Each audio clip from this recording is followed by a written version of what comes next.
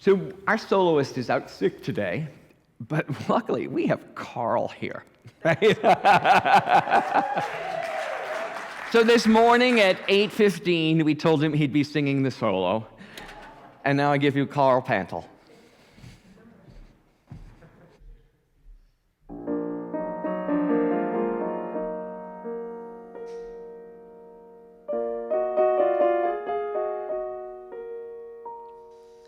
Safe behind these windows and these parapets of stone, gazing at the people down below me. All my life I watch them as I hide up here alone, hungry for the histories they show me. All my life I've memorized their faces, knowing them as they have never known me. All my life I wonder how it feels to pass a day not above them, but part of them. And out there, living in the sun, give me one day out there. All I ask is one to hold forever. Out there, where they all live unaware, what I'd give, what I'd dare, just to live one day out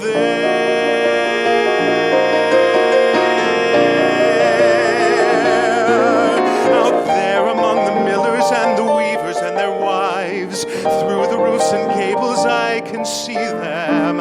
Every day they shout and scold and go about their lives, heedless of the gift it is to be them. If I was in their skin, I'd treasure every instant out there, strolling by the Seine. Taste a morning out there, like ordinary men who freely walk about there. Just one day and then I swear I'll be content with my share. Won't resent, won't despair, old and bent, I won't care. I'll have spent one day out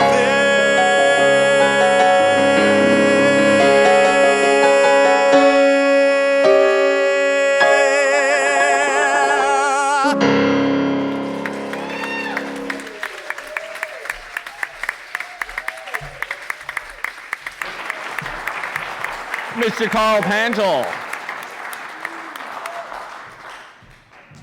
Yeah. Just had that in his back pocket.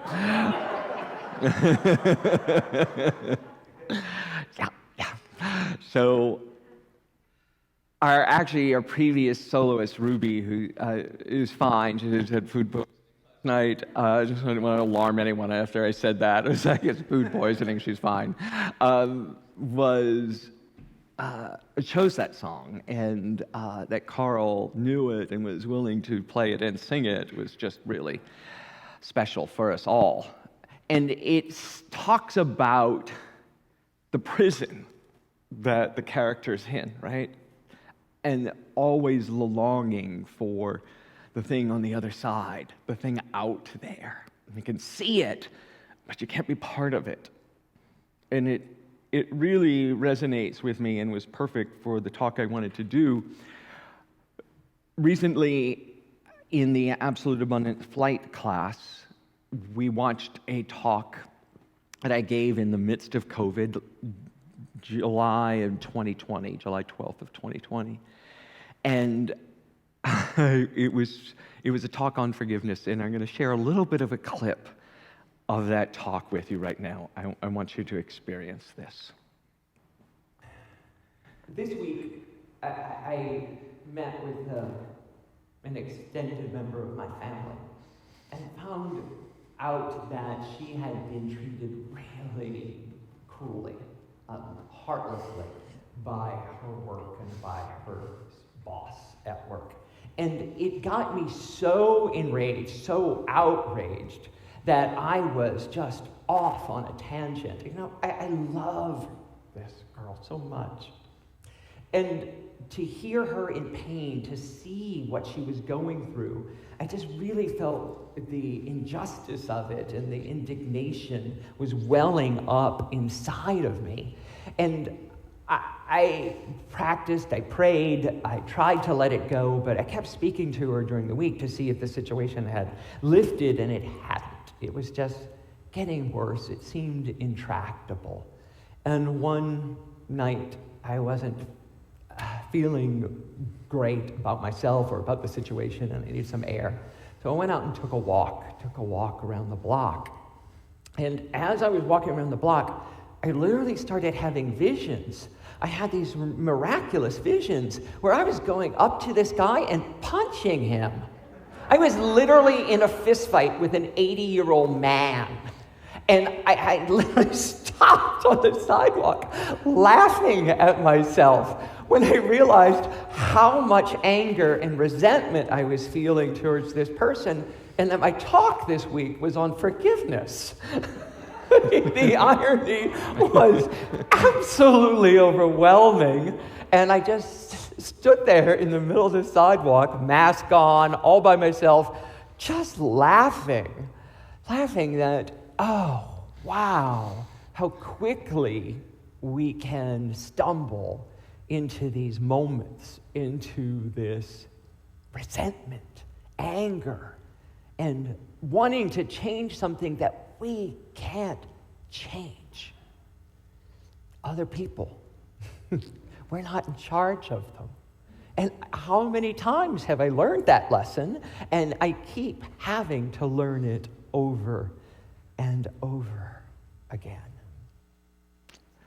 So, besides the COVID hair, right, in the middle of COVID lockdown and the different position of the sanctuary, you saw that all changed. We were speaking from there, and I was speaking to an empty room. But there's something else of why I wanted to share that with you, because in that moment, while very true for me, there was a fib, a misdirect. That wasn't a family member who called me, it was my husband. And it was his process at work and how he was being treated at his job at Stanford, and we were in the midst of it. And he finally chose to resign and to leave the situation entirely because of how toxic and painful it was. And we did not know, many things were on the line, and we did not know how we were going to get through that. We just knew we would, but we didn't know how it was going to happen. So that anger and that fear and that overwhelm was very palatable for me, and wanted to share what was going on without involving too many questions for an unresolved situation for our immediate family. But what's really amazing for me, and why I wanted to share it with you today, is because we got through it, and it's 14 months ago that I gave that talk, 14 months ago.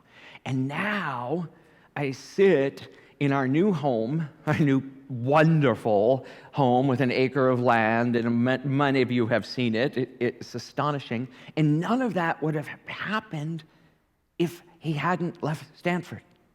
If he hadn't gone through what he went through, if we hadn't done the work necessary to forgive and to move on, I wouldn't live where I live now. I wouldn't have the life. Our kids wouldn't be enrolled in these incredible schools that we don't have to pay for. We wouldn't have had this life of all the abundance, all the joy, all the benefits. Like next week, the prayer chaplains are having a day-long retreat at our house. you don't know this yet, but the Christmas party is going to be this year at our house. And all the benefits that all that comes. Does my husband know that yet? He's putting it down too. Noted, the 12th of December. It's in the calendar. So all those things, because we went through that trauma, pain, separation, and did the work. And let me tell you, as I know, I really did want to punch that guy out. But now I have trouble remembering what his name was. And that's the difference of a year, right? The difference of doing this work. And in that talk, I shared the process. It's from Desmond Tutu. It's called The Fourfold Path of Forgiveness. And it's a way that we can all walk through that dark night of the soul, walk through that fear and that pain and that anger, and get to the other side. We sang one step, but here are the 4 steps for forgiveness. The path of forgiveness as illustrated and laid out for us by Desmond Tutu. Tell your story. You must tell the story that happened to you. And so that's what I did in that moment. I changed the names to protect the innocent, but I told the story, and I continue to tell the story. So you must share with people you value, people you trust, people that can hold it without having to place their burden on you, your story. But there's also a caveat to this. We all know those people, and frequently we are those people, who tell the same stories over and over and over again, and they never shift from the victim of the story to the victor or the champion or the oneness of the story, to the blessing of the story.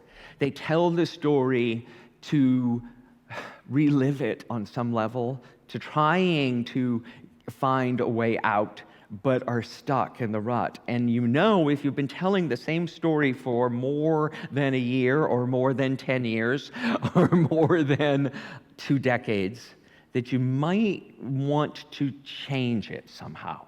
And that means taking the next steps along the way, right? And I'm not saying that in a judgmental way, because God knows I've been there. And you're free to tell me when I'm doing it, because I want to have people I trust to give me that kind of feedback, to shift the story where it no longer is a defining characteristic, but a shifting characteristic of your life. Look what happened because this happened. Look what opportunities opened up because of this one thing happening in my life.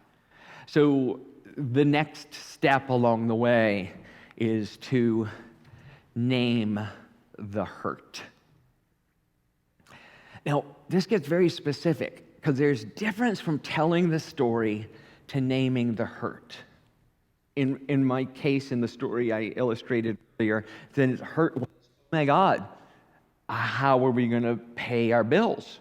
Oh my God, how are we going to put our kids through school? How are we going to have health insurance? All of those things in the moment. Also, realizing that our identities had been caught up in the job, in the position, in the situation. And we had some ego wounds in it too, right? So with each other, JD and I processed all of that with people we trusted, with our therapist, with our spiritual counselors, with our dear friends here. We processed it, but we named the hurt and why we were so hurt, so that we were clear about what we value and what's important to us. It's vital not to have it be this vague story of somebody done me wrong, but to articulate the personal values and the things you want in your life.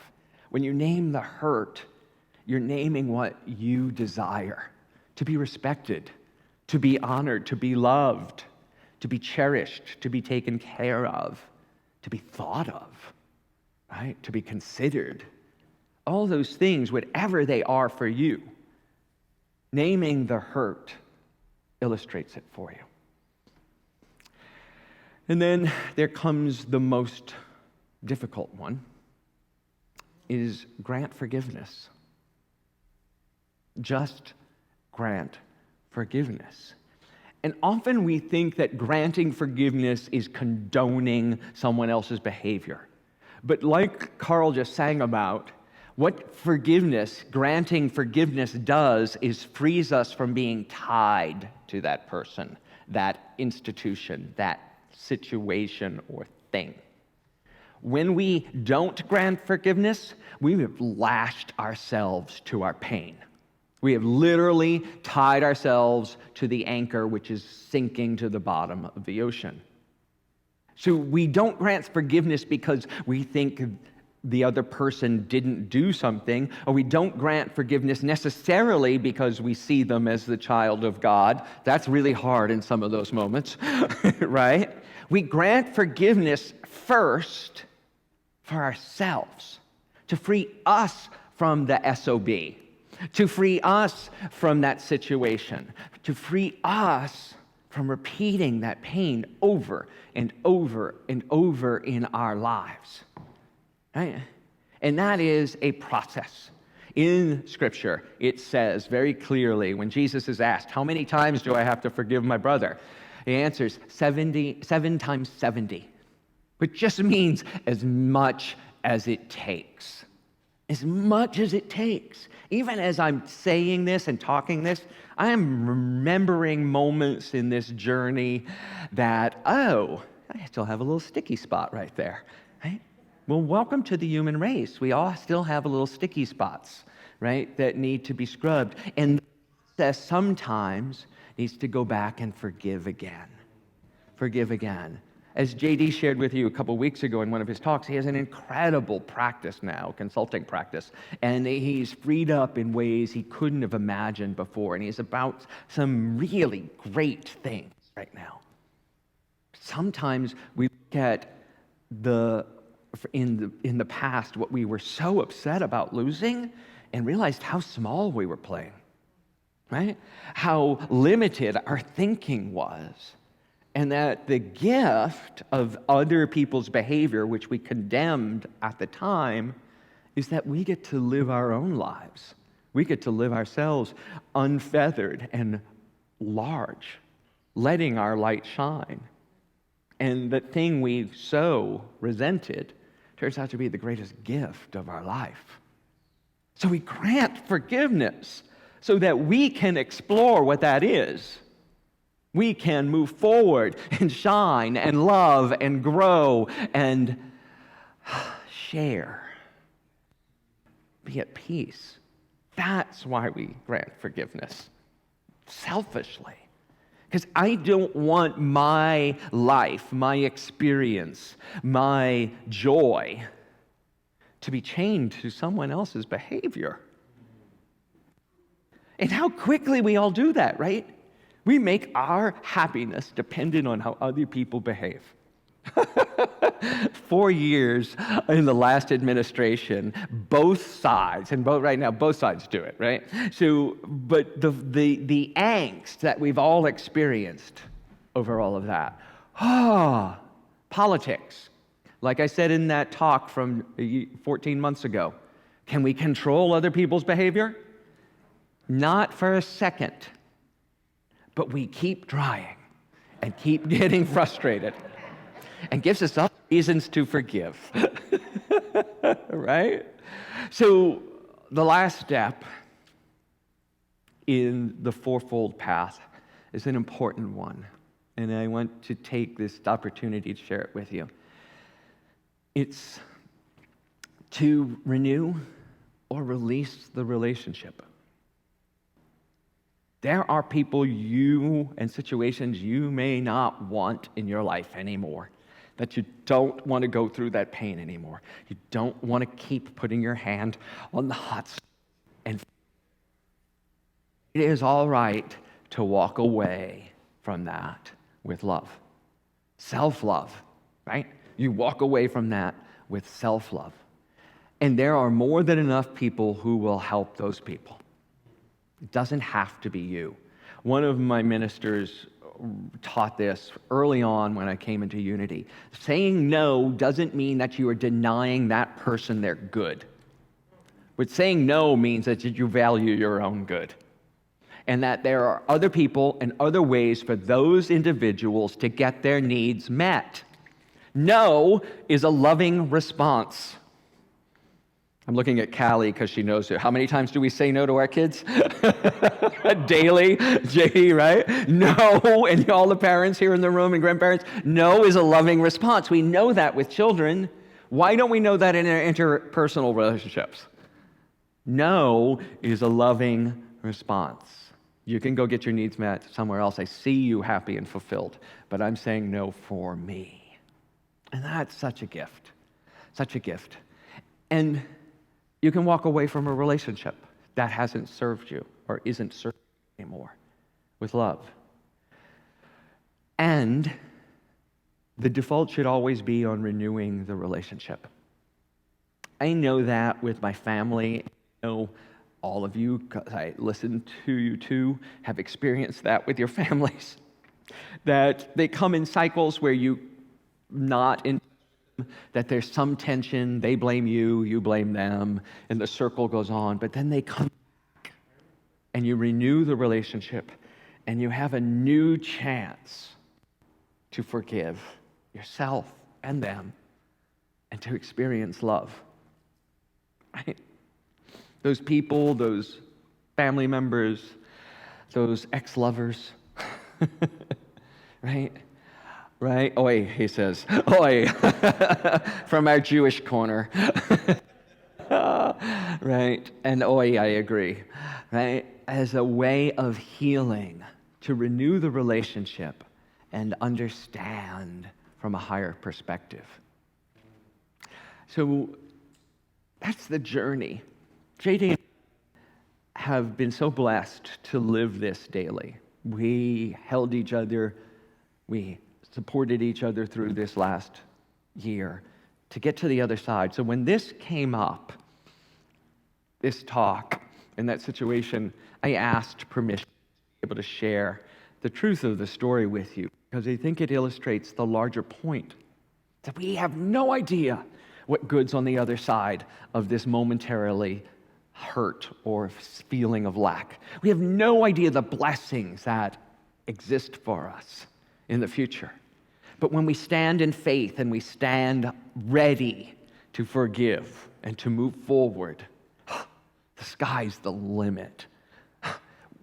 Beyond your wildest dreams. I have to pinch myself sometimes about where I'm living and how I'm living now, because it wasn't on my radar. Certainly wasn't at that moment on my radar at all. So tell the story, right? That's first. Tell the story. Name the hurt. Name it. Understand what you value. Understand what you want to create in your life. Understand what's important to you.